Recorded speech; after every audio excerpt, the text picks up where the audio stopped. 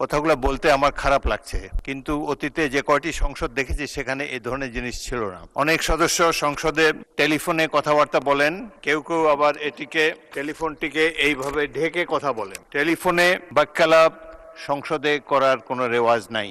আপনাদের টেলিফোনটা দয়া করে মিউট করে রাখবেন। যদি একান্তই কথা বলার প্রয়োজন হয় লবিতে গিয়ে কথা বলেন। সংসদে ইতিমধ্যে একজনকে পানাহারেরত অবস্থায় দেখতে পাচ্ছি। সংসদে খাওয়া দাওয়া পানাহারের কোনো বিধান নেই। তো আমাদেরকে এই সংসদের ট্র্যাডিশন বজায় রাখা আমাদের সকলেরই কর্তব্য। এই সংসদ হাঁটি হাঁটি পা পা করে এগিয়ে চলেছে দৃঢ়তার সাথে। আপনাদের সহযোগিতার জন্য ধন্যবাদ। দু একটি বিষয় আপনাদের জ্ঞাতার্থে অত্যন্ত বিনয়ের সাথে পেশ করতে চাই। এই সংসদ জাতির আশা আকাঙ্ক্ষার প্রতীক। এই সংসদ সকল রাজনৈতিক এবং সামাজিক কর্মকাণ্ডের প্রাণকেন্দ্র হয়ে উঠুক, এটি আমরা সবাই চাই। একটি জাতীয় সংসদ এগিয়ে যেতে পারে তার ডিগনিটি বজায় রেখে, মর্যাদা বজায় রেখে, যেটি নির্ভর করে আইন কানুন, প্রচলিত বিধিবিধান এবং রেওয়াজের উপরে। কিছু কিছু ব্যত্যয় আমি দুঃখের সাথে লক্ষ্য করেছি, ভেবেছি এটা বোধহয় কমে যাবে। তার দু একটি অত্যন্ত বিনীতভাবে আপনাদের সামনে উপস্থাপন করতে চাই।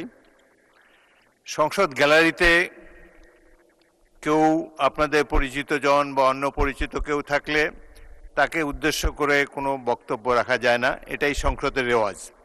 আজকে দেখলাম দুজন সদস্য দর্শক গ্যালারিতে উপবিষ্ট ব্যক্তিদের সাথে হ্যান্ডশেক করছেন, এটি একেবারেই অনভিপ্রেত।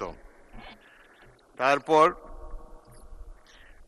সংসদে অনেক সদস্য প্রবেশ করার সময় চেয়ারের প্রতি কোনো সম্মান প্রদর্শন করেন না, যাওয়ার সময় প্রদর্শন করেন না। এটি বিশ্বব্যাপী সংসদের প্রচলিত নিয়ম। ঢোকার সময় হয় মাথা নত করে কিংবা সালাম দিয়ে, বা বের হওয়ার সময়ও সম্মান প্রদর্শন করে তারপরে যেতে হয়। পরবর্তী স্পিকার এবং বক্তা যখন সংসদ চলে, এই মধ্যবর্তী অঞ্চল দিয়ে ক্রস করাটা সঠিক নয়, কিন্তু এটি আমি হামেশা লক্ষ্য করতে পারছি। অনেক সদস্য সংসদে টেলিফোনে কথাবার্তা বলেন, কেউ কেউ আবার টেলিফোনটিকে এইভাবে ঢেকে কথা বলেন। টেলিফোনে বাক্যালাপ সংসদে করার কোনো রেওয়াজ নাই। আপনাদের টেলিফোনটা দয়া করে মিউট করে রাখবেন। যদি একান্তই কথা বলার প্রয়োজন হয় লবিতে গিয়ে কথা বলেন। সংসদের মধ্যে কথাবার্তা বলা এটা সংসদের রীতি নেওয়াজের খেলাপ। এছাড়াও সংসদে ইতিমধ্যে একজনকে পানাহারেরত অবস্থায় দেখতে পাচ্ছি। সংসদে খাওয়া দাওয়া পানাহারের কোনো বিধান নেই। তো আমরা আশা করব, এই কথাগুলো বলতে আমার খারাপ লাগছে, কিন্তু অতীতে যে কয়টি সংসদ দেখেছি সেখানে এই ধরনের জিনিস ছিল না। তো আমাদেরকে এই সংসদের ট্র্যাডিশন বজায় রাখা আমাদের সকলেরই কর্তব্য। সংসদের মর্যাদা ক্ষুণ্ণ হয় এ ধরনের কোনো কিছু করা আমাদের পক্ষে অনুচিত। পয়েন্ট অফ অর্ডার অনেকেই রেজ করতে চান। পয়েন্ট অফ অর্ডার রেজ করার জন্য প্রকৃষ্ট সময় হলো যখন প্রশ্নোত্তর পর্ব শেষ হবে, তখন আপনারা খুব জরুরি হলে তখন দাঁড়াতে হবে, দাঁড়িয়ে বলবেন যে পয়েন্ট অফ অর্ডার, সাথে কোন বিধিতে সে বিধিটাও কোট করবেন। এইভাবে অতীতের সংসদগুলো এভাবেই চলে এসেছে।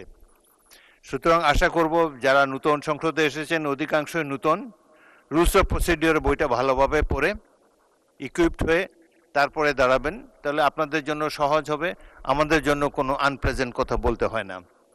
মাননীয় সদস্যবৃন্দ, আপনাদের সবাইকে এই কথা মনোযোগ দিয়ে শোনার জন্য ধন্যবাদ জানাচ্ছি।